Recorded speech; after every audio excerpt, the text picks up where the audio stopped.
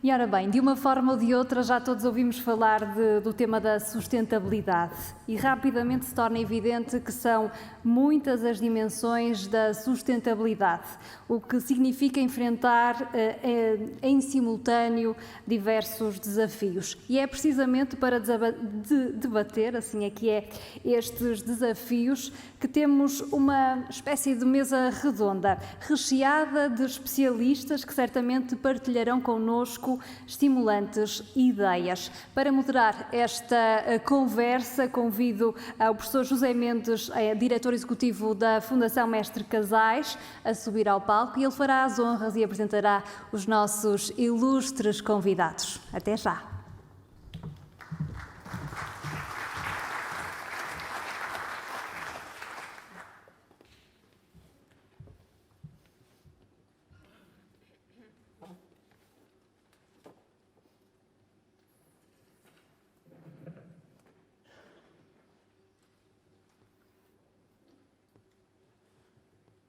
Boa tarde de novo. Como não me disseram onde devia sentar, eu vou tomar esta cadeira. Estamos então chegados aqui a um momento interessante, no mínimo, onde vamos trocar ideias, vamos debater, enfim, dimensões diferentes da sustentabilidade, diferentes pontos de vista, porque a Fundação é isso mesmo. E eu, à medida que chamo então os participantes, também farei a respectiva apresentação e começarei pela doutora Isabel Furtado, que é presidente da Cotec, também CEO da TMG, enfim, uma pessoa da vida empresarial, e peço uma salva de palmas para ela.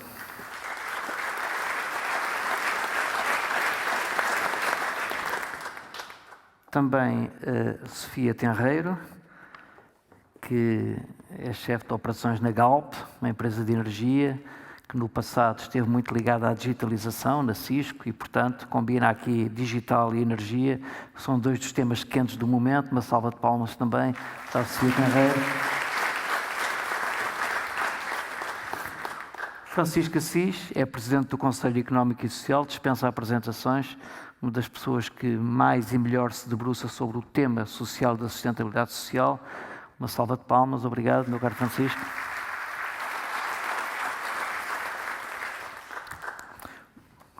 João Menezes, que é o secretário-geral do Business Council for Sustainable Development, Portugal.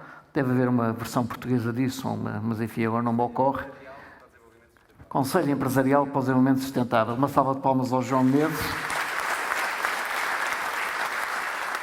que nos últimos tempos é de facto as pessoas que, na perspectiva corporativa e empresarial, melhor sendo do meu ponto de vista, debruçado sobre esta matéria. De resto, foi o meu colega de governo e, portanto, é mesmo um gosto tê-lo aqui comigo. E o António Carlos Rodrigues, que é CEO do Grupo Casais e que, enfim, já interveio hoje e, de facto, enfim, só a criação desta fundação mostra bem como é que o António Carlos e o grupo estão, digamos, alerta para o tema da sustentabilidade. Uma salva de palmas para o António Carlos.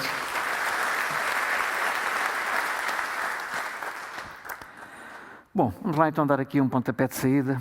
Eu até vou, por razão de controlar o tempo, vou ligar aqui a minha maquineta, que é para não ultrapassarmos o nosso tempo. Fica aqui ao meu lado. Bom, o tema da sustentabilidade, enfim, todos falamos dela, como se disse já aqui hoje várias vezes, mas é um conceito que pode ser muito, muito vago, não é? Pode ser muito inespecífico. É esta razão pela qual as definições que nós lemos de sustentabilidade tendem a aderir muito a dimensões ou setores específicos. Ainda assim, eu penso que é razoável dizer que estamos a falar, ou que podemos definir sustentabilidade como um corpo de ideias, estratégias e demais atitudes que são, direi que em simultâneo, ecologicamente corretas, economicamente viáveis, socialmente justas e culturalmente diversas. É muita coisa junta, não é? Mas só quando conseguimos fazer esta quase quadratura do círculo é que podemos com propriedade dizer que estamos em presença de processos, sociedades, empresas verdadeiramente sustentáveis. A composição desta mesa reflete muito isso, são ângulos de abordagem diferentes, são backgrounds diferentes e foi isso que nós pretendemos. E eu gostaria de começar numa primeira ronda de falar um bocadinho dos problemas, daquilo que nós temos, enfim, que enfrentar e que resolver, para depois, talvez, numa segunda ronda, podermos aventar aqui algumas potenciais soluções. Começo ali pelo João, que que está ali à minha direita, à vossa esquerda. João, é consensual hoje, penso, que a nossa forma de viver, o nosso modus vivendi, ou seja, a forma como produzimos, consumimos e depois rejeitamos os resíduos daquilo que consumimos, e sobretudo nas últimas décadas, coloca um stress muito grande no planeta, a um ponto de frequentemente o classificarmos como insustentável. Se olharmos apenas para a dimensão ambiental, o que necessariamente hoje inclui o tema das alterações climáticas, seríamos capazes de, em algo como 3 minutos, elencar os principais problemas que importa resolver? É um desafio e tanto. Sim, é verdade, é um pitch muito curto, não é? Como agora se diz. Bom, boa tarde a todas e a todos, e começar por agradecer o convite, é um gosto de participar, saudar o grupo pela constituição da Fundação, enfim, e pelo foco na sustentabilidade, obviamente. Gosto neste desenho de ver que o Brexit não aconteceu, temos a Inglaterra ligada à Europa, isso é muito curioso, um pormenor. Bom, respondendo à pergunta, vejamos, como já foi dito, e eu vou ser muito telegráfico, nos últimos 200 anos, entre 1820 e 2020, a população aumentou quase 8 vezes. Nós éramos 1.000 milhões de pessoas em 1820 e somos hoje quase 8 mil milhões. Apesar deste aumento absolutamente extraordinário de população, ímpar na história, a verdade é que o PIB per capita aumentou 14 vezes em 200 anos. Ou seja, apesar do denominador, que é o número de pessoas pela quem dividimos a riqueza, ter aumentado 8 vezes, a riqueza aumentou tão exponencialmente que o PIB per capita aumentou 14 vezes. O PIB per capita era, em 1820, 712 dólares, portanto, por pessoa, obviamente. Hoje é cerca de 10 mil dólares, o que é um avanço absolutamente extraordinário e ímpar também na história. Agora, como mostra um grupo de investigadores de Cambridge, que tem um trabalho denominado The Great Acceleration e que assenta em 24 indicadores, houve 12 indicadores de caráter socioeconómico que, de facto, tiveram uma explosão nestes 200 anos, sendo o PIB um deles, o PIB global, mas outros 11, o investimento, as comunicações, enfim, o fluxo de pessoas, enfim, etc. Mas os outros 12 indicadores, das 24 indicadores que materializam a grande aceleração e que são o reverso da medalha, são 12 indicadores de desequilíbrios na biosfera, de desequilíbrios nos nossos ecossistemas. Há um centro de investigação em Estocolmo, chamado Centro de Resiliência de Estocolmo, e que tem um trabalho sobre esses limites do planeta e que é um trabalho em torno dos indicadores, naquele caso são 9 indicadores que são absolutamente chave para nós podermos continuar a ter vida no planeta. A verdade é que o nosso progresso económico foi conseguido à custa da dilapidação ou dos desequilíbrios que nós provocamos nestes ecossistemas. O Yuval Harari, o pensador que conhecem do Sapiens e do Homo Deus, certamente, diz: "Historical records makes Homo sapiens look like an ecological serial killer." E, de facto, é isso que tem acontecido. Nós temos sido um serial killer para o ambiente. E só, como último takeaway, dizer o seguinte: qual é o problema disto? O problema é um problema ético, de geração, ou de relação intergeracional com as gerações que aí vêm. É um problema também ético, de relação com outras formas de vida, mas é sobretudo, diria, no contexto em que estamos, um problema socioeconómico. Porquê? Porque num planeta morto ou moribundo, o primeiro impacto, a primeira a sofrer é o emprego e a economia. E, portanto, quando nós, por exemplo, pegando só em 2 exemplos, provocamos o aquecimento global, as alterações climáticas, ou dilapidamos os recursos naturais ao ponto de os levar à extinção, o que comprometemos é a economia e o emprego. 2 exemplos muito rápidos nestes, que são 2 dos 9 indicadores de limite do planeta. Se todo o gelo do planeta derreter, estamos a falar da Groenlândia e da Antártida, que concentram 99% do gelo, os estudos apontam para a possibilidade do mar subir em muitas zonas 60 metros. 60 metros, o padrão dos descobrimentos em Lisboa tem 50 metros de altura, a Torre dos Clérigos deve andar para aí nos 40, não faço ideia, mas 60 metros estão a ver os impactos que isto teria na vida das pessoas e economia.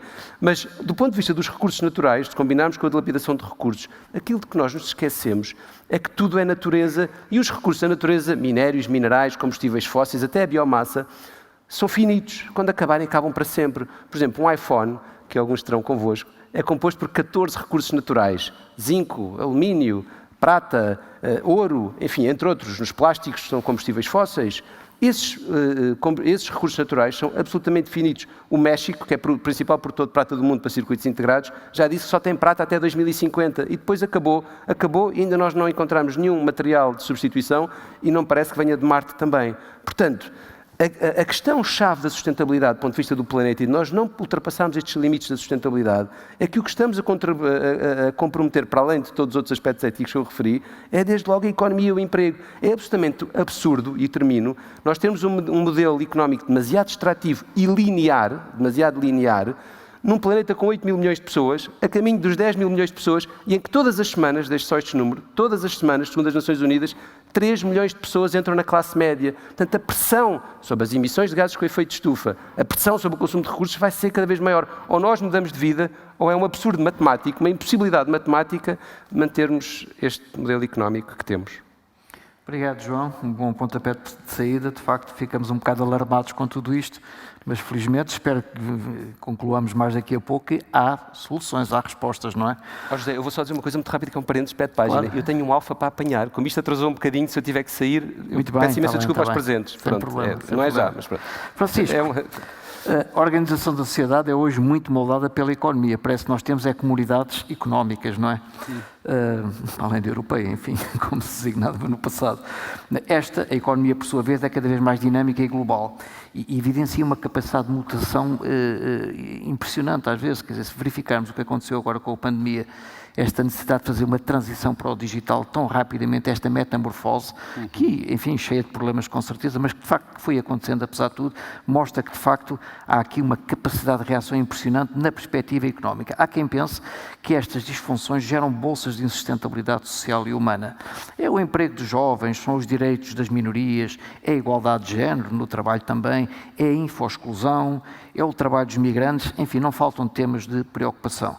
Seria possível sintetizar o quadro das insustentabilidades sociais e humanas em Portugal, ou pelo menos das dinâmicas de insustentabilidade?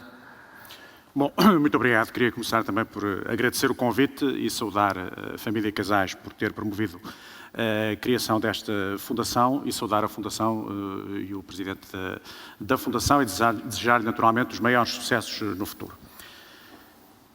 Vamos lá ver. A primeira grande preocupação de sustentabilidade que nós devemos ter é a preocupação com a sustentabilidade económica, que hoje tendemos a esquecer um pouco. É que nós vivíamos em sociedades de grande escassez até precisamente há 200 anos. Isto é verdade que hoje temos todos estes problemas que acabou de referir, mas antes disso tínhamos um problema muito maior. É que grande parte da humanidade morria de fome. Vivíamos uma economia de enorme escassez. Claro que havia equilíbrios mais ou menos alcançados aqui ou ali, mas havia uma enorme escassez. Portanto, eu quando participo neste tipo de iniciativas, não subestimando a importância destas questões, quero sempre lembrar que há aqui uma preocupação. Eu não sou nada adepto das teorias do decrescimento económico. Qualquer teoria de decrescimento económico, a meu ver, teria consequências catastróficas para grande parte da humanidade, sobretudo para os mais pobres, para os países mais pobres e para os segmentos mais pobres. Nós precisamos de economias a crescer. E o problema central da economia portuguesa ainda é esse. É o problema do crescimento da economia e o problema da produtividade da economia portuguesa. E essa é a questão central do meu ponto de vista. A partir daqui, podemos e devemos discutir outras questões. Como seja, primeiro, é evidente que nós temos que aprender com o que correu mal nos últimos anos. É óbvio que há hoje problemas ambientais muito sérios e há hoje um problema de sustentabilidade ambiental. Mas também há capacidade de responder. E há a nível europeu, e tem-se revelado e revelou-se agora nomeadamente, e já antes até da pandemia, uma grande preocupação em criar condições para que as novas políticas europeias sejam políticas que integrem essa preocupação com a dimensão ambiental, sem pôr em causa esse objetivo também de crescimento da economia em geral. E por isso, todos estes planos de recuperação que vão agora ser aplicados em todos os países têm uma grande preocupação em introduzir essa questão. Há uma outra dimensão que quero aqui referir, que é a dimensão, aproveitando até a questão da pandemia. O que é que foi determinante para nós vencermos a pandemia e vamos vencê-la? Eu estou completamente otimista. Enfim, pode haver aí uma variante extraordinária. Os epidemiologistas dizem-nos que não é provável que isso aconteça, mas não há certezas absolutas sobre isso. Normalmente surgem várias variantes, mas não é normal. A história ensina que não é normal que surja uma muito mais perigosa numa determinada fase do processo, mas pode acontecer. De facto, a imprevisibilidade na história é um elemento fundamental. Por isso é que eu nem adiro ao otimismo absoluto, nem às visões totalmente apocalípticas, porque as coisas transformam-se pela inteligência e pela vontade humanas, ou pelo acaso, às vezes. Mas o que é que foi absolutamente determinante nisto tudo? Porque é que nós hoje estamos a olhar para isto com uma expectativa e uma esperança que eram impensáveis há um ano atrás? Porque se inventou uma vacina. Porque a ciência respondeu. Porque todo um enorme investimento no conhecimento científico se fez ao longo dos últimos anos, em articulação do público e do privado. E dessa articulação entre o público e o privado resultou, de facto, uma capacidade hoje de produção científica extraordinária, inimaginável até há pouco tempo, e que teve como consequência que a humanidade vai enfrentar esta pandemia de uma forma como nunca tinha enfrentado outra pandemia em qualquer fase da história. Portanto, eu olho para este momento da nossa história, não como um momento de crise apocalíptica em que estamos prestes, em que o mundo está prestes a acabar. Acho que vivemos um dos períodos mais extraordinários da história da humanidade. Vivemos seguramente no espaço europeu, que é o espaço mais extraordinário que alguma vez conseguimos, do ponto de vista da articulação de desenvolvimento económico, coesão social, promoção da liberdade e da igualdade, promoção da investigação científica, capacidade de colocar a ciência e a técnica ao serviço dos homens. Não alinho nada do discurso antitécnico que hoje também é feito com excessiva facilidade. A ciência e a tecnologia são imprescindíveis e elas próprias, e o próprio homem, é capaz de ir encontrando respostas para muitos dos problemas que se vão criando. Eu julgo, julgo que a função deste tipo de fundações é precisamente é ajudar a pensar estes temas, é ajudar a encontrar soluções, é ajudar quem está a encontrar respostas para os problemas reais com que nos vamos confrontando. Por isso, vivemos problemas, vivemos dificuldades, todos temos uma outra coisa que é própria do nosso tempo, que é uma capacidade de auto-interrogação que a humanidade provavelmente nunca teve. Nós não temos praticamente dogmas, estamos aqui todos reunidos, somos pessoas certamente de proveniências muito diferentes, com pensamentos muito diferentes, com posições muito diferentes, mas que somos capazes de nos sentarmos todos aqui para refletirmos sobre este tema, porque percebemos que ele é um tema real e preocupante. Mas eu estou absolutamente convencido, sou um otimista nesse sentido, sou um otimista antropológico nessa perspectiva. Eu estou convencido que nós vamos conseguir encontrar respostas que a nossa capacidade de organização política e económica, a nossa inventividade, a nossa capacidade de criar progresso, de criar riqueza, que é fundamental, e a nossa capacidade de compreender comumente as questões com que estamos confrontados, nos vai permitir superar as nossas dificuldades e diria que bem pior do que nós estiveram muitas outras gerações que se debatiam precisamente com outro problema, que era a escassez, porque a economia da escassez, ou a escassez na economia, são mais ou menos a mesma coisa, é que foram durante séculos a grande tragédia da humanidade. Nós agora talvez tenhamos a tragédia de sermos um pouco ricos demais, mas é preferível essa tragédia à tragédia anterior, e eu estou certo que vamos conseguir superar as dificuldades. Vou só dizer que partilho do otimismo, que acho que as soluções vão ganhar a corrida aos problemas, mas a corrida vai ser renhida. Sim, acredito que sim, mas eu estou completamente convencido que vamos ganhar, que a humanidade vai ganhar essa corrida. Eu diria que o conceito da dose, que quando excessiva faz o veneno, porventura aplica-se muito aqui. De facto, como diz o Francisco, é preferível a economia do crescimento à economia da escassez, porque a economia da escassez é aquela em que o bolo não existe. Portanto, a discussão em torno da sua distribuição é sempre uma discussão perdida, não é? Agora, de facto, a questão do não deixar ninguém para trás, não é? A pandemia é um bom exemplo, não é? Quer dizer, não há dúvida nenhuma que houve a parceria pública e privada, que a ciência encontrou uma solução, mais do que a ciência tão extraordinária como o desenvolvimento da vacina, é a operação logística jamais vista de levar uma coisa, que no caso é uma vacina que tem que ser administrada a todos e cada um dos habitantes deste planeta. É qualquer coisa de impressionante. E estamos a ser capazes, apesar de tudo. No entanto, há diferentes velocidades, há quem fique para trás, há disrupções e é isso que temos de trabalhar, não é? Deixa-me só dizer isto, eu sei que não é ponto de diálogo. O grande perigo desta visão mais iluminista é alguém, algum cientista, algum sábio, alguma comunidade iluminada vai resolver o problema e eu não vou ter que ser implicado na solução. E acho que pela primeira vez na história, eu sei, a humanidade, cada um de nós é chamado individualmente a mudar comportamentos e atitudes. E, por exemplo, o exemplo da pandemia é um ótimo exemplo de colaboração, mas ainda é num circuito muito restrito. Também houve colaborações nas comunidades locais, obviamente, entre ajuda, laços. Mas aqui o desafio hoje, para que esta corrida renhida entre soluções e problemas seja ganha pelas soluções, nós somos convocados, cada um de nós, sim, e não apenas a comunidade dos sábios, não é? Muito bem. Mas isso também foi mérito. Avançamos. A comunidade dos sábios também se democratizou. Certo. Também. Muito bem. Avançamos. Isabel, vamos seguindo aqui a ordem. Por acaso a ordem que eu tinha aqui, mas sentaram-se, enfim, foi aleatório, mas de facto... Muito bem, eu acredito na providência. Muito disciplinados. Isabel, as empresas, Isabel sabe muito de empresas, são por definição projetos que perduram no tempo, portanto são projetos de sustentabilidade, ou pelo menos nascem com esse propósito. Acontece que a sustentabilidade durante tantas décadas foi vista apenas nesta perspectiva estrita da geração de dividendos para os acionistas das empresas. Isto é, portanto, muito dentro daquilo que é o perímetro do modelo de negócio e da operação da própria empresa. Enfim, hoje enfim, tendencialmente e paulatinamente os custos das externalidades começam a ser trazidos para dentro das empresas e, portanto, essa é uma realidade que começa a ser incontornável e que altera, de certa forma, aquilo que é a equação, digamos, de geração de valor das empresas.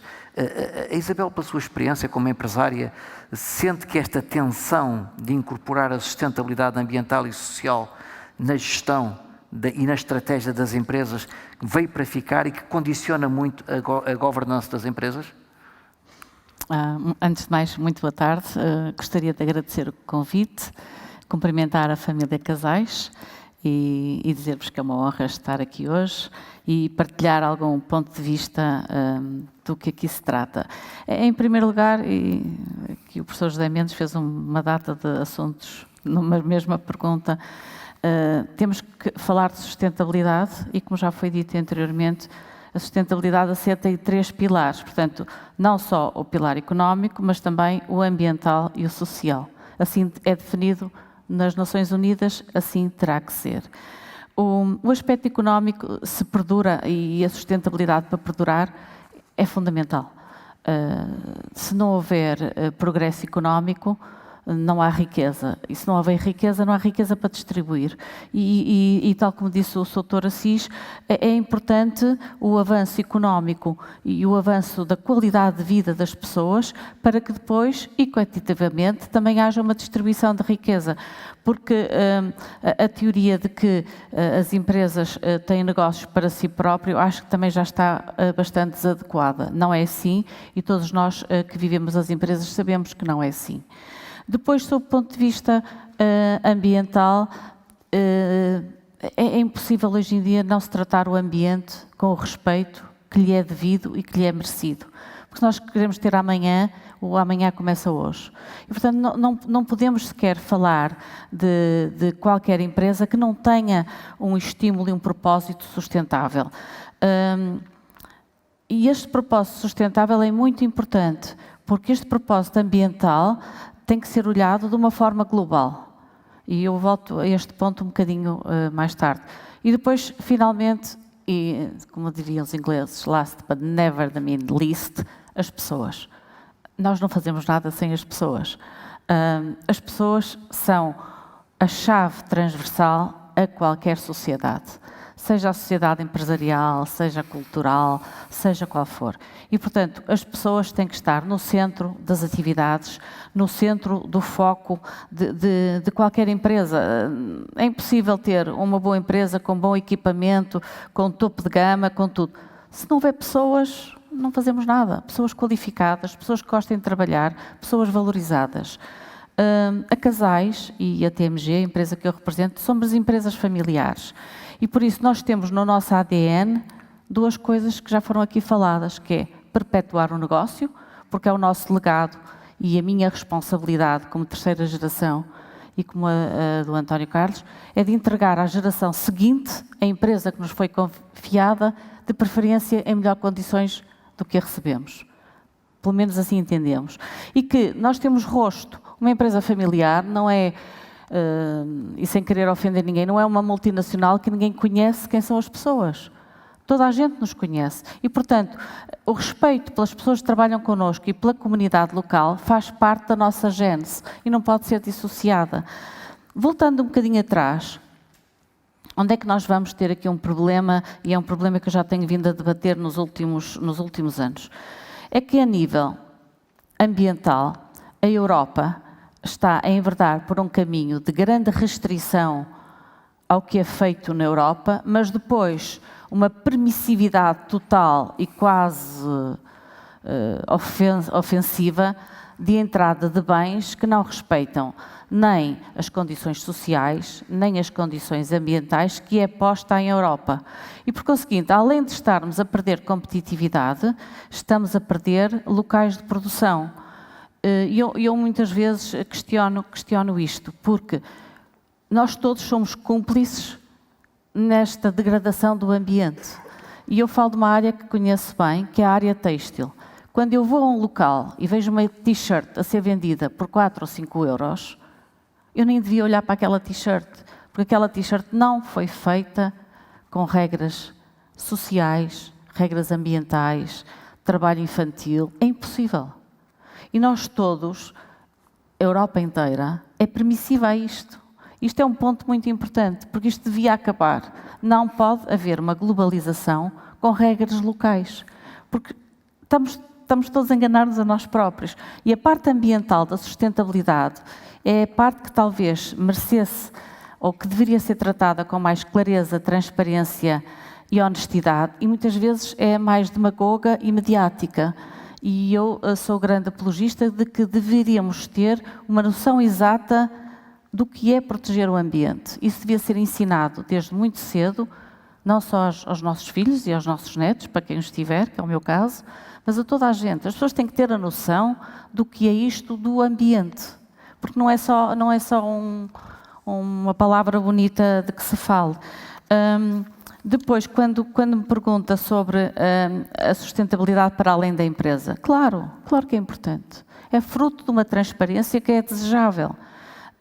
Nós, quando produzimos, temos que ter a noção que estamos a fazer uma ação nefasta no ambiente. Portanto, é nossa obrigação, como empresários, minimizar a utilização de recursos, otimizar as produções, fazer uma coisa que se chama Design for Performance, fazer com que os nossos produtos durem mais, tenham uma vida útil mais longa, para também consumirmos menos produtos e menos recursos, porque todos nós sabemos, e a nossa sociedade cresceu muito nos últimos anos, mas todos temos coisas a mais, sejam elas quais forem. Todos nós temos coisas a mais e não precisamos. Só que isto é uma mudança também de paradigma, nomeadamente porque somos bombardeados diariamente com o consumo. Portanto, temos que nos educar.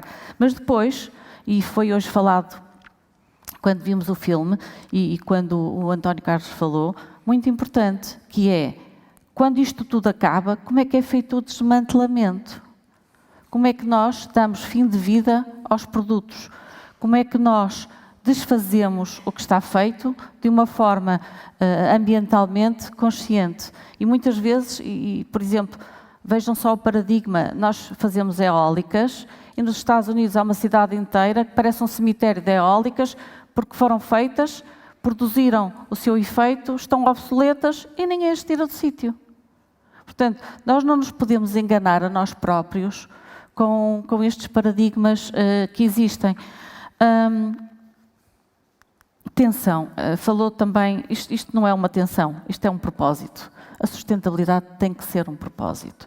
E eu estou numa empresa que orgulhosamente tenho como um propósito o ter o menor impacto possível na comunidade local e no ambiente. É óbvio que tem impacto, porque sem impacto eu não consigo produzir.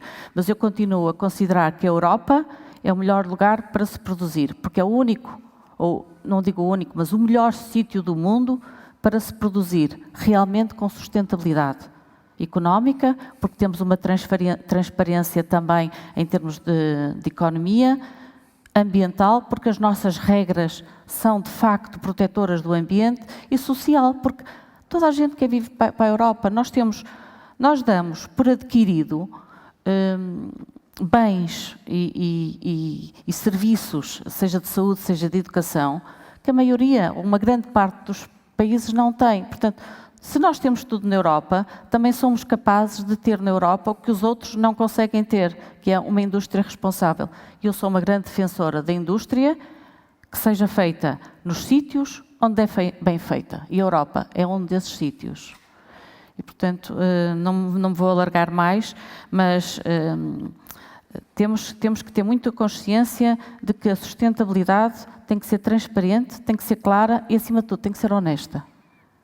Muito bem, o tema dos estándares de produção exigíveis na Europa, que faz da Europa de facto um local, enfim, não há locais ideais, mas face àquilo que é a nossa concorrência Europa, provavelmente uma boa parte dos Estados Unidos da América, locais de eleição, de facto levanta outro problema que a Isabel questionou há pouco, que é como é que nós resolvemos o problema das fronteiras, não é? Porque no fim do dia haverá sempre uma concorrência que não satisfaz e hoje, como mercados são globais, portanto, portanto, os produtos circulam e, portanto, como é que nós somos capazes de resolver esse mismatch que existe ainda, mas daqui a pouco voltaremos a isso. Vamos voltar aqui para a esquerda agora. Sofia. A Sofia está numa empresa de energia que ainda assenta, eu direi, a esmagadora parte do seu volume de negócios, portanto, da sua operação, no oil and gas, ou seja, nos combustíveis fósseis. E em todo o caso, estes mesmo a esse respeito são tempos de transição. Eu sou daqueles que acham que a energia fóssil mudou a vida, como disse há pouco, aliás, de muita gente. Essa muita gente são centenas de milhões, provavelmente bilhões. Permitiu uma coisa muito importante, é que quando aplicado ao transporte e à mobilidade, permitiu que mais pessoas chegassem a mais oportunidades. E chegar a mais oportunidades é chegar desde logo ao emprego, que é a oportunidade que nós mais valorizamos, mas é também chegar à educação, chegar à saúde, chegar à cultura. E, portanto, apesar de não devemos ser ingratos, temos sempre o problema das externalidades e acredito que estão a viver, enfim, esse dilema agora. E, portanto, sabemos, evidentemente, que as emissões de gases de efeito de estufa que decorrem da queima de combustíveis fósseis, enfim, estão em patamares, enfim, salvo a opinião de alguns negacionistas, estão em patamares que são insustentáveis, não é? E, portanto, a minha pergunta é como é que se está a viver no seu setor, Sofia, esta tensão, esta necessidade de mudança, sabendo, por outro lado, que, enfim, se cortarmos o fóssil amanhã de manhã, o mundo mais ou menos para, não é? E, portanto, como é que isto se resolve? Vimos isso na greve dos motoristas. Antes de mais, muito obrigado, muito boa tarde, muito obrigado pelo convite. É um prazer estar aqui com o Grupo Casais e poder ver todo este sucesso ao longo dos anos e também parabéns pela presidência da Fundação, que acredito que vai ser mais uma instituição muito ativa e que nos vai ajudar a todos e às empresas e às pessoas no geral a podermos continuar e acelerar a sustentabilidade. Antes de mais, como é que este setor está a viver esta tensão? A verdade é que se nós pensarmos, apenas 16%, mas que é muito, das emissões decorrem dos transportes. Portanto, quando nós olhamos para o total das emissões, vemos que cerca de 17% das emissões decorrem... Eu não sei se me estão a ouvir bem, porque eu estou a ouvir aos cortes. Ok. Cerca de 17% decorrem de emissões de energia usada em edifícios, 16% de transportes, cerca de 5,8% são emissões saídas da produção de energia, cerca de 9,5% de outras, portanto, agricultura, pesca, etc., e 24% da energia que é utilizada na indústria. Portanto, no fundo, o setor do oil and gas é mais um setor contribuidor, infelizmente, para estas emissões e que está a viver, e já darei alguns exemplos do caso da Galp, todo este tema da sustentabilidade de uma forma de propósito, de uma forma de algo que está integrado no nosso ADN. E eu concordo com o Francisco, nós devemos ser otimistas realistas, otimistas conscientes, porque a verdade é que nós não podemos parar a economia. A economia tem de continuar a crescer, não só para podermos distribuir riqueza, mas podermos investir riqueza, porque se nós não tivermos investimento disponível, obrigada. Se nós não tivermos investimento disponível, não vamos poder investir em todas as iniciativas de sustentabilidade que são necessárias e para as quais é preciso muito, muito investimento. Porque quando nós perguntamos aos consumidores, aos clientes, se querem pagar um premium para pagar todo o custo que existe inerente à sustentabilidade, os clientes e os consumidores não querem pagar. Portanto, este investimento tem de vir de algum sítio e tem de vir precisamente do crescimento económico. Isso por um lado. Por outro lado, e já falámos aqui, a questão da pandemia mostrou-nos que quando nós queremos, nós conseguimos mobilizar o mundo inteiro, e eu acho que foi mais do que uma pequenina parte da vacinação. Nós, a verdade é que conseguimos mobilizar o mundo inteiro e o mundo parou, mas parou não parando. Ou seja, nós conseguimos parar o contacto social, mas mantivemos as economias a funcionar, é óbvio que a um ritmo muito menos acelerado, mas conseguimos manter as pessoas a trabalhar em casa, conseguimos, no fundo, sofrendo todos um grande impacto em termos de emprego, em termos de crescimento económico, mas conseguimos que o mundo se mobilizasse e pensando em empresas, pensando em pessoas, pensando na ciência e se mobilizasse em torno realmente da luta contra, enfim, um mal global, e eu concordo com o Francisco. Eu acho que vamos vencê-lo, já o estamos a vencer e os números que vamos recebendo todos os dias já o provam. E a verdade é que quando nós pensamos nestas três equações, eu acho que são as três equações que nos vão ajudar na pandemia. Por um lado, na sustentabilidade. Por um lado, a ciência. Apenas vamos vencer a sustentabilidade se tivermos inovação para criar novas tecnologias que nos permitam acelerar toda a questão das emissões, porque necessitamos muito de ajuda em termos de tecnologias. Há muitas tecnologias hoje em dia que nós precisamos de acelerar, por exemplo, para ter baterias mais leves, baterias mais baratas, para conseguirmos ter também, por exemplo, componentes de BIOS mais baratos. Portanto, há muita tecnologia que precisamos da ajuda da ciência, com o investimento das empresas, para conseguirmos acelerar esta guerra e esta luta e este propósito da sustentabilidade. Por outro lado, as empresas. Sem dúvida que as empresas têm aqui um papel fundamental e eu acho que hoje em dia a maior parte das empresas são conscientes e quando não são, os clientes e os consumidores tornam-nas conscientes. Porque a verdade é que hoje em dia os clientes e os consumidores são tão informados que fazem escolhas não apenas baseadas no preço, fazem escolhas baseadas no propósito, baseadas nos valores, baseadas na sustentabilidade, baseadas em temas como a cibersegurança e portanto, acabam por obrigar as empresas, aquelas que precisam de ser obrigadas, também a incorporar ou então a fazê-las sair do mercado. E, portanto, as empresas têm este papel fundamental, eu dando aqui como exemplo a Galp tem nos seus valores a sustentabilidade desde há muito tempo e reforçámos este ano com a estratégia que temos desenvolvida e definida para 2030 o nosso compromisso.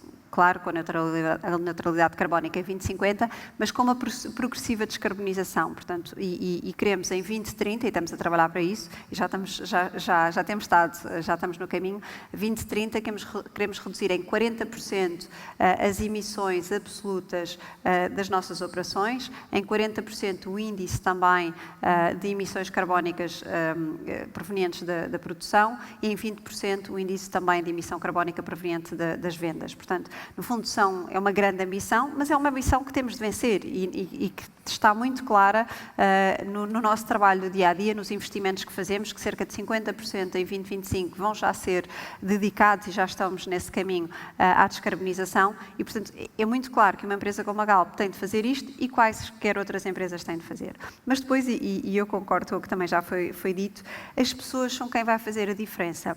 E eu peço desculpas, João, mas eu acho que é muito difícil convencermos as pessoas a não terem iPhones e a não terem telemóveis, smartphones e a mudarem os seus hábitos de consumo. Mas não foi isso que eu disse. Sim, mas é difícil, eu acho que é muito difícil, até porque foi curioso, eu estive numa apresentação com o Executivo Internacional da Google há poucas semanas e a verdade é que o Google é quem mais nos conhece. E quando nós fazemos questionários à população, os questionários vêm com as intenções das pessoas, mas as procuras que em todos os motores, seja Google, seja outro, nos motores de busca, são realmente o que as pessoas sentem, não é? Porque é o que eu procuro nos motores de busca, são os meus interesses, são os meus propósitos, são as minhas intenções. E o que a Google tem estado a ver é que o interesse pela sustentabilidade por parte dos indivíduos não está a aumentar, antes pelo contrário, que há um menor interesse pelos fenómenos catastróficos que ocorrem longe, ou seja, a questão do degelo é algo que está muito longe de mim. Não é assim, as pessoas perderam um bocadinho o interesse por isso. E, por outro lado, as iniciativas que impactam o dia-a-dia, as mais poderosas são as mais simples. Portanto, não vamos pedir aos consumidores para mudarem radicalmente a sua vida, porque eles não vão fazer. Tudo aquilo que nós pedirmos tem de ser muito simples, tem de ser imediato e eles têm de perceber que é algo que vai impactar o mundo. E, portanto, é muito importante, mais do que pensarmos na teoria e nos conceitos grandes, é pensarmos que só vamos vencer a sustentabilidade se cada um de nós mudar e que não vamos pedir mudanças grandes, temos de pedir mudanças pequeninas. O tema eu revejo muito nessa visão, quer dizer, esta ideia de que todos traçamos, digamos, o futuro a 10, 20 anos e estaremos todos de acordo, não é? A verdade é, isto é um dos dilemas dos políticos, não é? Quer dizer, estamos todos de acordo, concordamos todos, o aquecimento global não pode passar de 1,5 graus, etc. Mas depois é preciso mudar de vida amanhã de manhã. Ou seja, amanhã de manhã, quantos é que para andar 500 metros para ir ao café vão a pé em vez de ir de carro? Não é? E, portanto, e como as pessoas se movem por objetivos muito mais, digamos, próximos, não é? Tendem a valorizar esse tipo de situações, não é? E para quem tem que tomar decisões, seja nas empresas, seja na política, há sempre este dilema: como é que eu convenço as pessoas dos objetivos de longo prazo, mas como é que eu crio incentivos para os fazer mudar de comportamento e de prática já amanhã de manhã? É um dilema que não é fácil de resolver, porque a democracia tem estas coisas, tem ciclos eleitorais de 4 em 4 anos e, portanto, quer dizer, não se pode dizer às pessoas prometer uma coisa que vai acontecer daqui a 15 ou 20 ou 25 anos, não é? Portanto, tem esta dificuldade acrescida, mas enfim, é assim mesmo. António Carlos. Bom, o setor da construção... Jorge José, posso só dizer uma coisa que eu se calhar vou ter que sair muito rápido, António Carlos, permite-me só dar esta nota à Sofia, como costuma lembrar a Secretária de Estado do Ambiente, a Inês Santos Costa. O problema da procura, da curva da procura e da oferta, é que ela não acontece no vazio. O meu exemplo dos iPhones foi só para dizer o seguinte: pois eu já não vou ter tempo para a solução, porque a solução envolve 7 R's, eu não vou entrar nos 7 R's. Mas o problema é que a curva de procura e oferta de iPhones não acontece no vazio, acontece num contexto de restrição de recursos. Os tais 14 componentes naturais são absolutamente finitos, nós temos que perceber isso. Portanto, o mundo pode produzir X milhares ou milhões de iPhones. A partir daí, acabaram para sempre, porque acabaram os recursos. E, portanto, não é as pessoas deixarem de ter iPhones, é tomarmos consciência, e depois há 7 R's de transição para a solução, de que o mundo tem uma determinada capacidade de produção de iPhones limite. E a partir daí, acabou, e acabou para sempre. Mas o dilema é mesmo esse, não é? Somos capazes de todos olhar para um conjunto de gráficos e perceber isso, não é? Mas, de facto, quer dizer, alterar comportamentos numa lógica de muito curto prazo é um exercício muito, muito difícil, não é? Enfim, essa compatibilização tem que ser feita. Aliás, a Isabela há pouco disse uma coisa que é muito, enfim, é que temos todos demasiadas coisas, não é? Quer dizer, isto não há como um dia mudar de casa para se perceber, não é?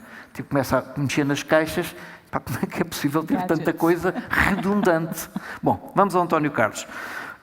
O setor da construção, dizia eu há pouco, bem, nomeadamente a construção de edifícios, é um dos 3 ou 4 setores que acumulam, enfim, déficits de sustentabilidade, enfim, apreciados, ou porque são superutilizadores dos recursos naturais, ou porque constroem edifícios que são superutilizadores de energia, enfim, isto quanto naquilo que tem a ver com o ambiente, naquilo que tem a ver com o social, porque tem uma mão de obra que é ainda fortemente masculina, que ainda não muito educada no sentido académico, portanto, não com muito grande instrução, ou que está deslocada, na construção isso acontece muito, tem mão de obra migrante e, portanto, tem ali um conjunto de desequilíbrios.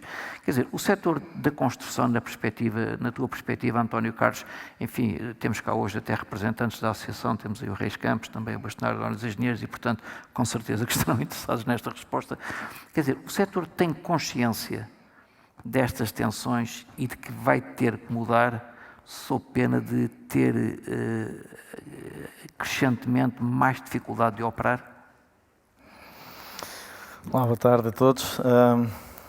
Eu acho que este tema da consciência é um tema que nos afeta a todos. Eu acho que estamos todos, enquanto sociedade, a ganhar essa consciência e por isso é que também estamos aqui hoje, um pouco para aumentar esse processo de tomada de consciência para partirmos para a ação. E quando olhamos para o nosso setor existe enquanto existirem necessidades das pessoas, da sociedade. Se olharmos para a questão da população, tem vindo a aumentar e vai continuar a aumentar. Há dias dizia um colega no Brasil, nós não temos um problema de bolha imobiliária porque continuam-se a fazer mais bebés do que apartamentos. Não sei se isso é um bom problema ou um mau problema, não é? Porque se olharmos está para um país que está ainda a crescer em população, mas também já está projetada qual é o ponto de equilíbrio. Se olharmos para a África e para a Ásia, esse crescimento ainda vai continuar. Por isso, conseguir responder a essas necessidades de pessoas que elas próprias vão exigir e procurar ter a tal casa, energia, água, quando nós olhamos para o globo que já esgotou a sua capacidade de alocar recursos para a construção nova e para aquilo que as pessoas necessitam, então temos um problema sério se nós próprios não olharmos para uma forma diferente de o fazer. E eu acho que se olharmos, lá está, para a questão até da social também, do ponto de vista das migrações, de alguma forma a pandemia foi uma espécie de uma estalada, não é? Acordou-nos para uma realidade, cortou-nos ali a mobilidade, deixamos de poder continuar a ir buscar mão de obra barata de um país para utilizar noutro, por isso, de repente, tivemos de olhar para dentro, perceber o que temos, trabalhar com o que temos e melhorar o que temos, não é? Ou seja, nós hoje estamos todos, eu acho que não é na construção, é em todos os setores, olhar cada vez melhor para o problema das qualificações. Eu acho que isso acaba por ser um dos efeitos positivos. Se nós olharmos, lá está, para o lado positivo da pandemia, eu destaco aqui dois fenómenos. A tecnologia acabou por permitir vencer aqui um fosso que a nossa indústria tinha, não é? Se nós olharmos, lá está, nós executamos obras onde elas são necessárias. Isso obriga que a nossa indústria se desloque para o sítio onde temos que executar as obras. Não temos propriamente uma fábrica que produz, por isso nós temos constantemente essa deslocação. Deslocação de pessoas, de uma forma que eu considero que é insustentável, do ponto de vista social é insustentável, e de repente eu acho que conseguimos colocar as pessoas a utilizar ferramentas de comunicação. Hoje acho que está democratizada a capacidade de adquirir conhecimento através da gravação de um vídeo, partilha desse vídeo, também do ponto de vista profissional, não é só do ponto de vista de redes sociais. E se nós olharmos, lá está, para aquilo que nós tínhamos, sem dúvida que a presença física é melhor do que a presença virtual, mas o que nós tínhamos era muito pior, porque tínhamos este conjunto de sites de obra isolados, produziam muito conhecimento, mas depois não o conseguiam partilhar porque não tínhamos as ferramentas de partilha. E se nós pensarmos, lá está, no que é este fenómeno do aumento da partilha e da capacidade de partilhar conhecimento, eu diria que estamos numa mudança de era e conhecimento, felizmente, não paga impostos aduaneiros e não precisa de visto. Por isso, nós conseguimos hoje transportar aquilo que aprendemos de melhor em Portugal, na Alemanha, para a Angola e da Angola para Portugal, ou seja, nós conseguimos algo que nunca conseguimos antes. Eu acho que isso vai nos permitir reduzir bastante a nossa pegada. O outro lado, também vejo, de repente, quer dizer, a gente fala muito do BIM, mas eu acho que o BIM é só uma sigla, porque, na verdade, aquilo que está por trás é o aproveitamento de um espaço virtual onde todos podemos virtualmente participar. Não é? Aquilo que a gente conseguia, eu ainda me recordo, porque ainda sou desse tempo, não é? Cresci com a empresa, em que atuava-se de uma forma regional e à sexta-feira os engenheiros trocavam conhecimento porque as obras eram todas a uma distância da deslocação diária. Não é? Por isso, as pessoas partilhavam conhecimento porque tinham um espaço de partilha. Deixámos de o ter a partir do momento em que nos tornámos globais. E agora temos. Não é? Agora passamos a ter um espaço virtual onde toda a gente consegue colaborar, trazer a sua componente daquilo que entra no edifício, reduzir desperdícios, porque testamos, não é? Testamos antes de fazer, de facto, e depois quando partimos para a execução, conseguimos então olhar para uma outra que eu acho que vai ser aquilo que vai ganhar mais tração, que é olhar para a nossa indústria, de facto, como uma indústria onde nós podemos testar essas soluções, otimizá-las, passar a produzir de uma forma mais industrializada e então minimizar o esforço da deslocação de recursos, aproveitar os recursos mais endógenos, não é? Ou seja, quando falamos na madeira, nas nossas conversas, é um recurso endógeno, nós temos, mas temos outros, não é? Se olharmos para o granito, eu diria que há 150 anos nós construíamos de uma forma muito mais sustentável do que hoje. Quanto vale uma pedra que tiramos de um edifício construído há 150 anos? Vale mais do que no passado.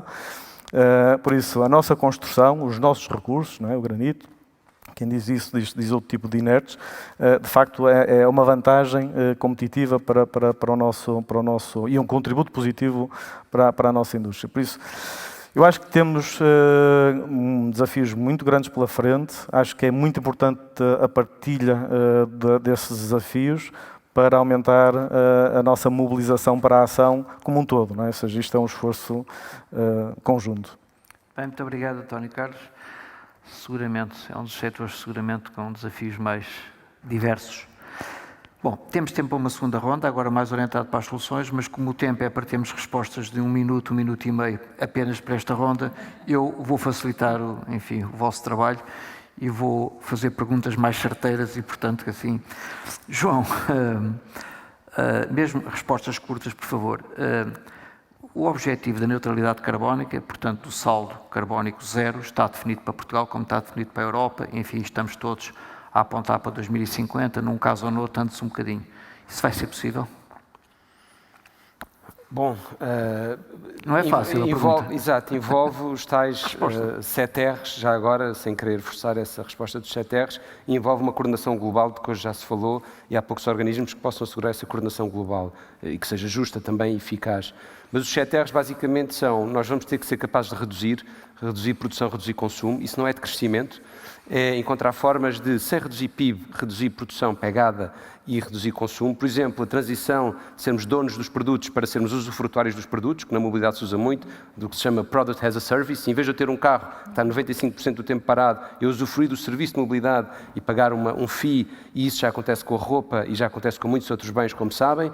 Isso não significa, do ponto de vista económico, de crescimento, mas é um modelo em que nós otimizamos os recursos que temos, porque os carros, no caso do carro, circulam muito mais, etc., em vez de estarem parados. Um exemplo, R de redução. Segundo, R de reinvenção, já falámos hoje muito.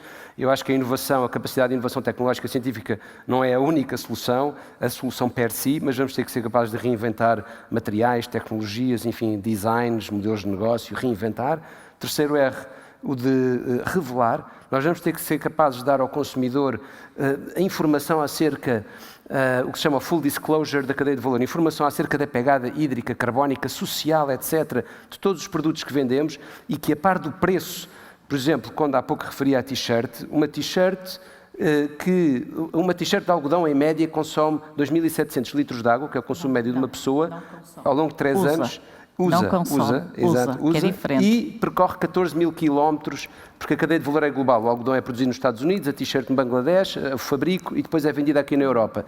E, portanto, a pegada hídrica e carbónica, só para dar um exemplo, são informações que nós não temos quando compramos a t-shirt. Se eu, a par do preço, tivesse a pegada ecológica, chamamos assim, da t-shirt, podia agir em consciência e podia fazer do consumo um ato de cidadania se isso fosse revelado. Estou quase a acabar. João, temos que ser mais e aí rápidos. temos blockchain, Vamos aos R's que faltam. R de revelação. E depois temos, obviamente, um R de recusa. Há coisas que temos pura e simplesmente recusar, porque de facto não são necessárias. Exemplo prosaico, as palhinhas não são necessárias. E depois temos os outros 3 da economia circular, o da reutilização, o da reparação e o da reciclagem. E se nós formos capazes de conjugar os 7 R's a uma grande escala, sim, somos capazes de cumprir o Acordo de Paris. Caso contrário, não vamos ser. Ok, obrigado. Portanto, temos que fazer o trabalho de casa. Agora, para não seguir sempre a mesma ordem, mas eu vou a todos, vou aproveitar o tema da economia circular, portanto, da reciclagem, e voltar aqui ao António Carlos já para a sua resposta. Quer dizer, há alguma confusão de conceito entre aquilo que é reciclado ou reciclável e aquilo que é economia circular, que é um conceito um bocadinho mais vasto. Como é que o setor olha para isso e que soluções é que temos aí que são viáveis, digamos, no prazo curto ou médio? Eu acho que há aí uma questão fundacional em relação precisamente ao conceito. E nós, quando olhamos, por exemplo, para o setor automóvel, em que de 4 em 4, 5 em 5, 6 em 6 não interessa, podemos entregar o carro e, se houver um processo de reciclagem, podemos comprar um novo. Na construção, não. Aquilo que a gente executa fica por muitos anos. Ora, há aqui uma incompatibilidade com a nossa vivência de hoje. O nosso ciclo de mudança das empresas, dos nossos hábitos, é tão grande que os edifícios não foram desenhados nem pensados para a mudança. Por isso, aqui a necessidade de repensar a forma como nós projetamos e construídos a pensar na mudança. Nós temos que incorporar todo um mindset de execução que nos permita a retirada e o aproveitamento e a reutilização desses mesmos materiais. Por isso, para mim, para nós, economia circular, não é a reciclagem, não é os RCDs, é pensar como é que eu posso aproveitar uma parede e amanhã desmontar e voltar a montá-la onde ela é necessária. Aí sim estamos a dar uma vida continuada a um recurso e não aquilo que acontece, que vai para um aterro. Eu tenho a ideia que a reciclagem é uma coisa mais do fim da linha, ou seja, está ali, pode-se reciclar, enquanto que a economia circular, na minha perspectiva, enfim, também, como sabe, já me debrucei sobre isso, é algo que tem que ser desenhado a partir de nós projetamos já para a circularidade. Não é? Enquanto que a reciclagem e até a reutilização nasceu muito da... Enfim, temos agora um problema, como é que o vamos resolver? E, enfim, é um caminho também, não é? Ou melhor, é um passo. Mas, de facto, o design para a circularidade é algo que está a acontecer já, em que é já pensado no setor? Eu acho que há essa consciência. A Europa, por acaso, nesse aspecto, lançou um conjunto de guidelines e esses guidelines apontam precisamente nesta direção. Lá está, há uma coisa que nós não vamos conseguir fazer, é miniaturizar aquilo que nós usamos. Quer dizer, nós podemos miniaturizar os telemóveis, a coisa mais pequena do mundo, mas a casa, o escritório, é a dimensão humana. A nossa escala ela não vai reduzir. Aliás, cada vez mais jovens estão mais altos, etc. Por isso, a dimensão daquilo que construímos não vai reduzir e, por isso, o impacto é grande quando a quantidade de material que utilizamos é grande, não é? É proporcional à quantidade de pessoas que estão a nascer, por isso nós temos de repensar totalmente a forma como construímos e pensamos nestes materiais, de facto, para uma utilização continuada, não é? Há bocado dava o exemplo do granito, posso dar o exemplo das vigas de riga, que têm um valor no mercado passados 100, 200, 300 anos, e por isso é assim que nós devemos pensar nos materiais de construção. Se há algo que não digo que não tenha que ser feito assim, justamente porque os edifícios não foram desenhados dessa forma. Mas, quer dizer, quando vejo uma demolição, a minha primeira sensação é que está ali uma destruição de valor, não é?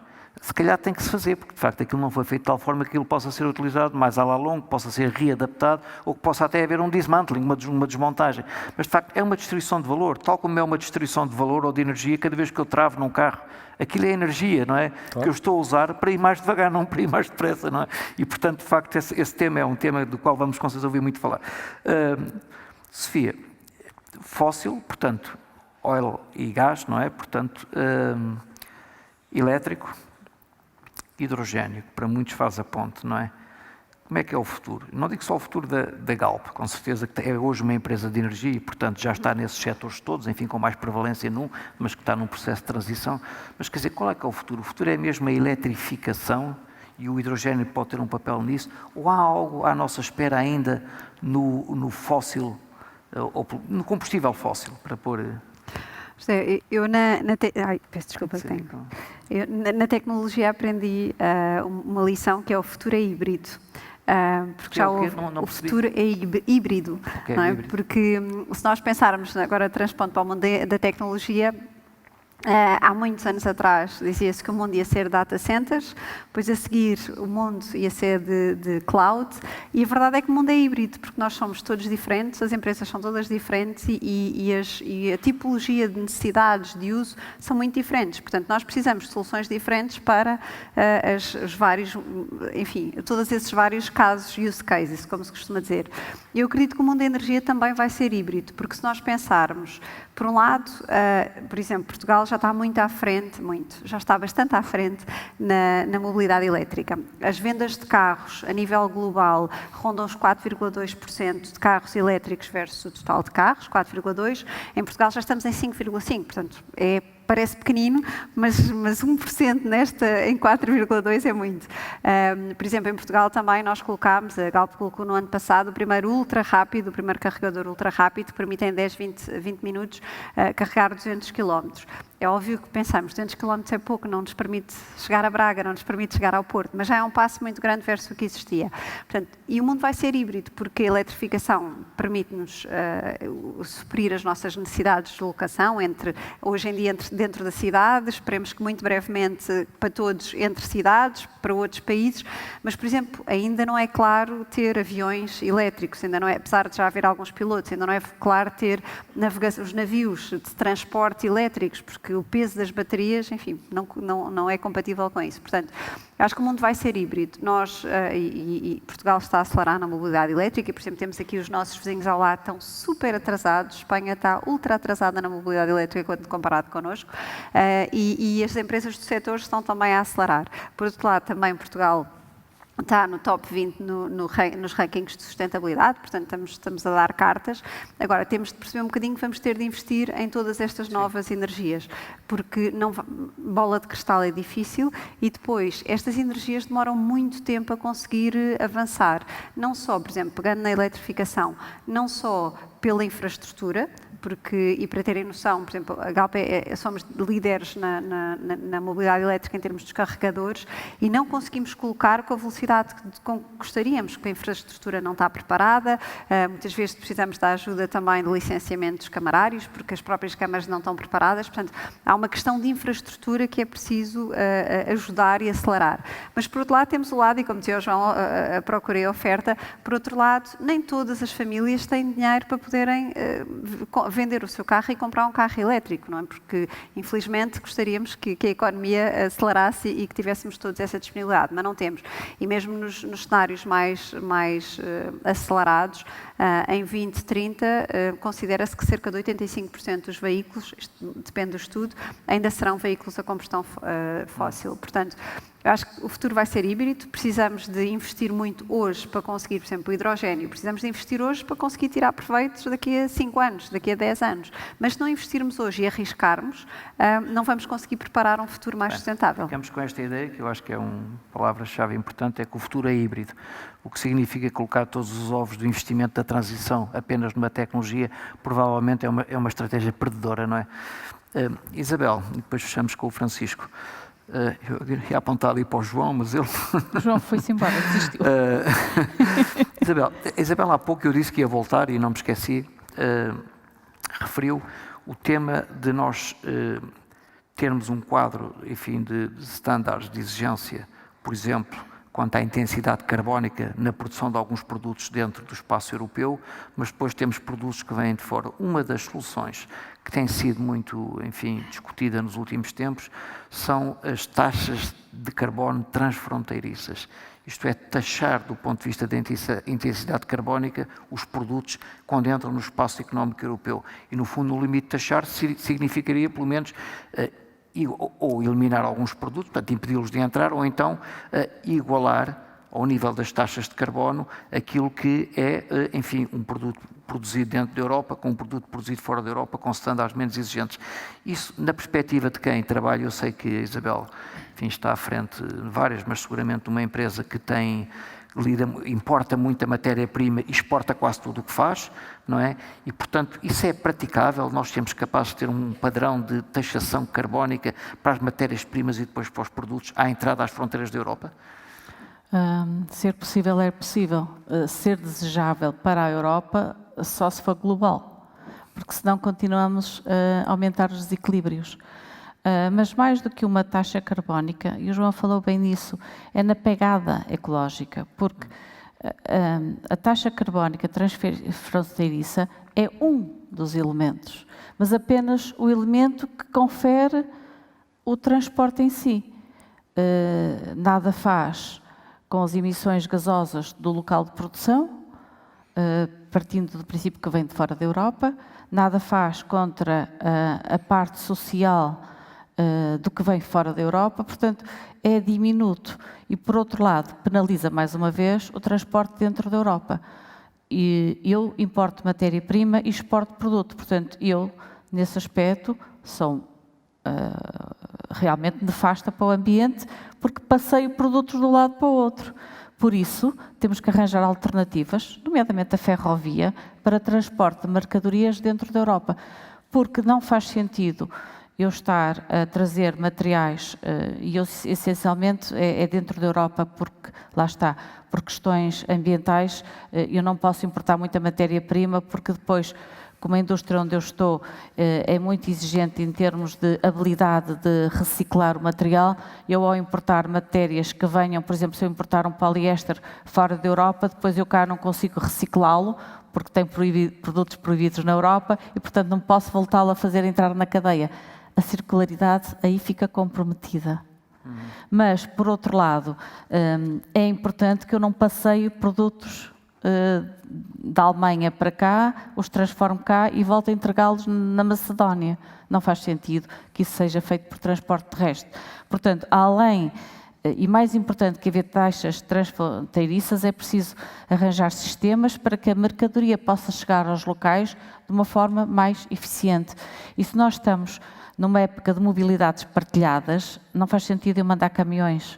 Faz sentido eu alugar espaço num transporte mais comprido, que leve o meu material mais outro material, e daí a ferrovia. Tem que ser uma ferrovia completamente uniforme, como é óbvio, porque senão depois só a movimentação da carga não justifica. Mas nós temos que pensar em soluções, mas, como eu dizia anteriormente, soluções que sejam capazes de não tirar competitividade à Europa e, ao mesmo tempo, soluções que sejam praticáveis, porque aumentar taxas só vai diminuir a competitividade das empresas europeias. Não faz sentido. Nós temos que arranjar as soluções, não podemos arranjar taxas para pagar, eu diria, más ações, não era tão más ações, mas problemas que nós criamos. Não é por aí, a solução não pode ser por aí. Bem, o tema da circulação das mercadorias é absolutamente crítico, não é? Recordo-me há uns anos, enfim, noutras funções, que gostava de dar o exemplo de cada vez que nós vamos a um restaurante e pedimos a carta das sobremesas, da fruta, não é? É fatal em Portugal, aparece sempre a manga, aparece abacaxi, etc. Mas a manga está sempre lá. Eu dava o exemplo, cada uma daquelas mangas, nós produzimos alguma coisa no Algarve, quase nada, cada uma daquelas mangas viaja 20 mil quilómetros até chegar à minha mesa. 20 mil quilómetros. Ou vem de avião por Lima, elas vêm muito do Peru, São Paulo, está lá um bocadinho, e vem de avião ali para Madrid, e depois vem de caminhão para Portugal, ou então vem de barco de São Paulo para Roterdão e depois vem caminhão para aqui. Portanto, cada uma daquela manga, que não é fruta da época para nós, viaja 20 mil quilómetros. Isso há de ter um custo, com certeza, não é? Por muito diluído que seja nos grandes navios, mas essa é uma realidade, não é? Razão pela qual as tais alterações de comportamento, comer a fruta da época, etc. Todos gostamos de comer uma manga, não é? Se calhar não temos é comer manga todos os dias, não é? Quer dizer, bom, vamos fechar com o Francisco Assis. O Francisco, há pouco, quase mesmo no fim da sua primeira intervenção, referiu um aspecto que eu acho que vai ser um dos temas de debate para o futuro, e que foi a propósito da pandemia, mas nós podemos, digamos, mutatis mutandis, podemos transferir para o tema da sustentabilidade e, portanto, mais na perspectiva do combate às alterações climáticas, que é o tema da parceria pública e privada, não é? Às vezes parece que enfim, há as boas e más experiências, se calhar até mais boas experiências do que más, mas basta haver uma má experiência para darmos cabo de um conceito, mas a realidade é que agora se viu que aportar recursos, que no caso eram recursos públicos, de forma massiva, àqueles que foram capazes de desenvolver uma vacina, foi aquilo que ajudou a criar uma solução. Se a solução é perfeita ou não, se tem que ser apurada, claro, é outro tema, mas enfim, e pertinente com certeza. Será que é possível nós vencermos este combate de sobrevivência que o planeta tem e, portanto, por maioria de razão também a humanidade, sem termos aqui uma articulação muito franca, muito aberta, muito descomplexada entre aquilo que é o público e aquilo que é o privado? Sim, não tenho a menor das dúvidas sobre isso. Aliás, vamos lá ver isso, já existe. Fora de discursos ideológicos muito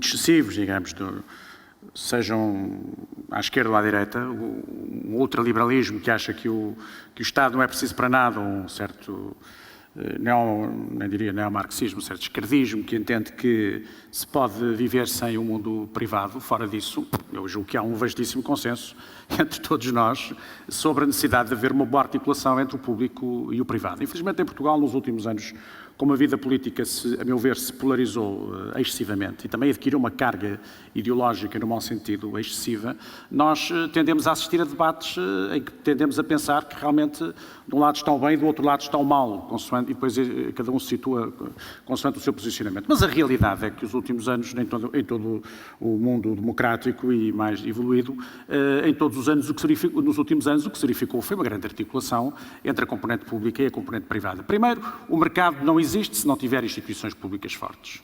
Isso é uma evidência, quer dizer, senão seria de facto um mundo selvagem. O mercado não é um estado natural da humanidade. O mercado é uma construção institucional que surge num determinado momento histórico e que de facto revelou que tem uma grande capacidade de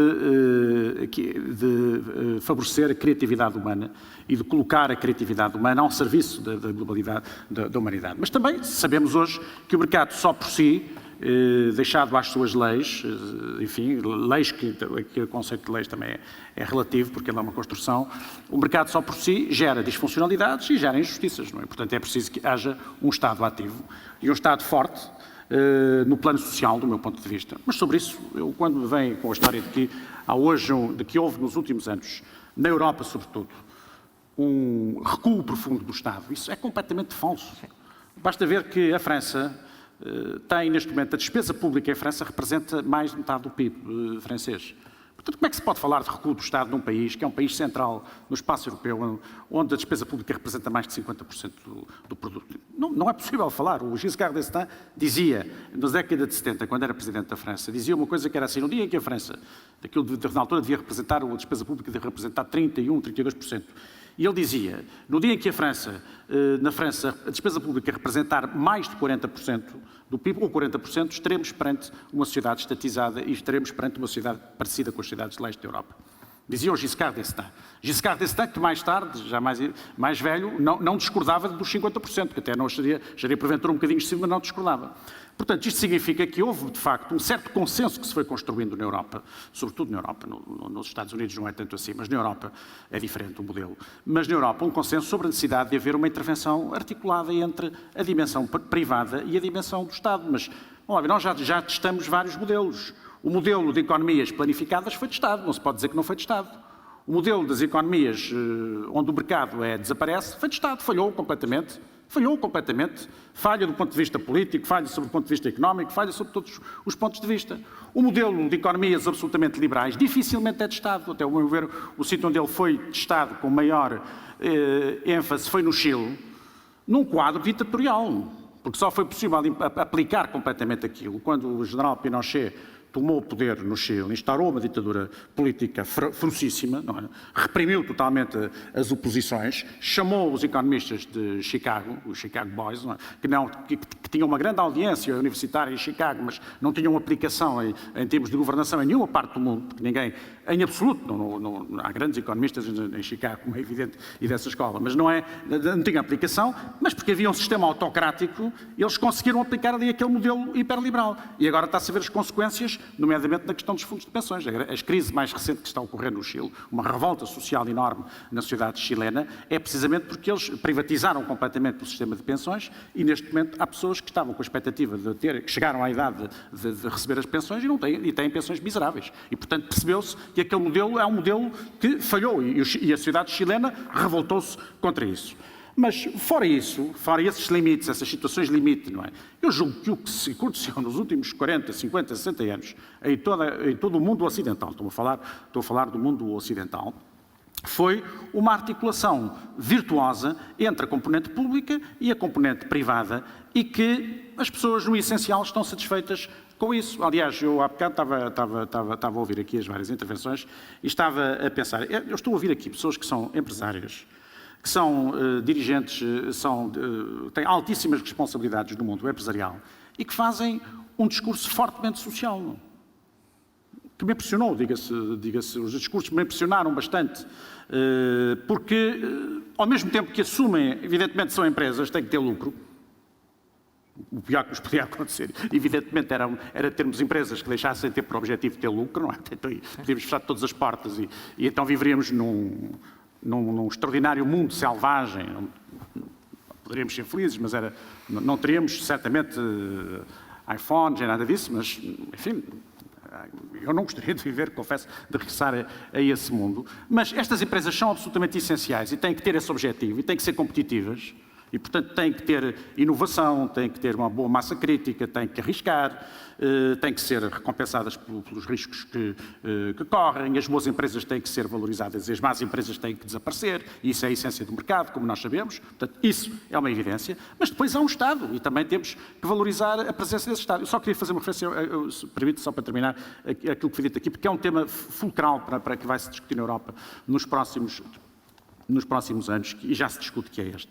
Nós, na verdade, no espaço europeu, estabelecemos um conjunto de regras muito diferentes e muito mais exigentes daquelas que se praticam em todos os outros locais do mundo. Não há nenhum espaço político ou económico no mundo que tenha as mesmas exigências que nós temos em termos sociais, em termos ambientais e que decorrem, creio, em grande parte da nossa grande exigência em termos políticos, que é o que resulta de sermos sociedades democráticas. Quem mais se aproxima de nós, apesar de todas as críticas que alguns gostam de fazer, são os Estados Unidos, como é evidente, têm uma semelhança política, de modelo político connosco, mas depois não nos acompanham tanto nessa questão das preocupações sociais e das preocupações ambientais. Eles convivem, por razões históricas, convivem com as desigualdades, de uma maneira como nós, felizmente, não convivemos, e as preocupações ambientais não adquiriram na economia americana e na política americana a importância que adquiriram na política e na economia europeia. Portanto, isto cria-nos aqui um problema de facto, que é este. Quando uma empresa, por exemplo, no setor têxtil, estamos a falar de empresas que operam nos mercados internacionais, quando uma empresa portuguesa está a competir com uma empresa de outra região, fora extra-europeia, não é só essa empresa que está a competir, é todo o modelo que está por trás da empresa que também está a competir, como é evidente, porque eles não pagam os mesmos impostos, beneficiam de empréstimos em condições... Agora, nós também já beneficiamos de condições favoráveis, mas nunca sabemos que as coisas podem mudar. Mas eles beneficiam, por exemplo, a China tem um sistema de crédito público altamente favorável, praticam dumping com a maior das facilidades e têm escassas preocupações ambientais. E, portanto, é evidente que no final o produto, o preço... praticam o trabalho infantil, o trabalho escravo, não tem problema, a questão da igualdade de género não existe. Portanto, tudo isso significa que, no final, o preço dos produtos que eles fabricam é mais baixo do que o preço dos produtos europeus. Portanto, isso é um dado adquirido. Aqui há uns anos atrás, como é que nós resolvemos isto até há 10 ou 15, até há 10 anos atrás? Só um bocadinho mais, porque acho que isto é interessante. Há 10 anos atrás. Eu tive duas experiências em momentos diferentes no Parlamento Europeu. Portanto, acompanhei isto em dois momentos diferentes, entre 2004 e 2009 e depois entre 2014 e 2019, e trabalhei bastante nessa área.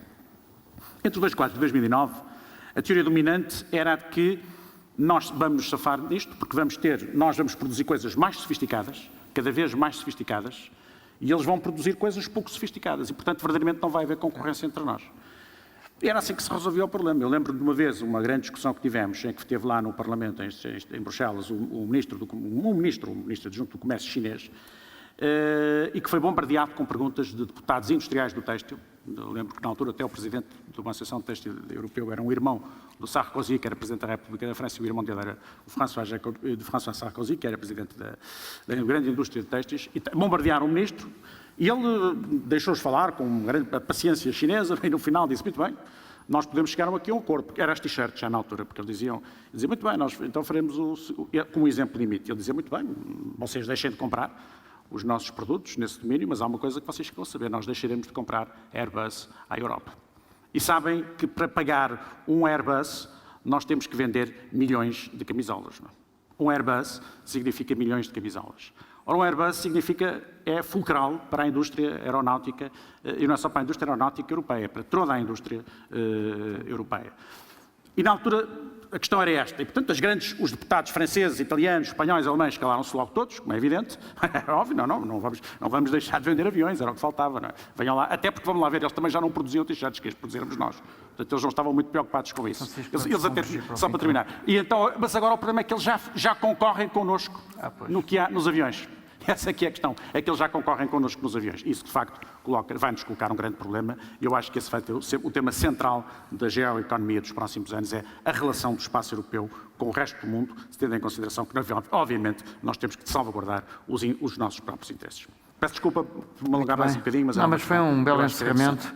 Muito obrigado a todos os presentes, também ao João, que já não está cá, foi um excelente debate. Se tivéssemos mais tempo, conversaríamos com certeza, agora é preciso fazer mais perguntas, mas já passámos um bocado do nosso tempo e, portanto, temos mais 2 momentos até ao fecho da nossa conferência, deixem-se estar e vamos a isso. Muito obrigado. Uma salva de palmas para os oradores.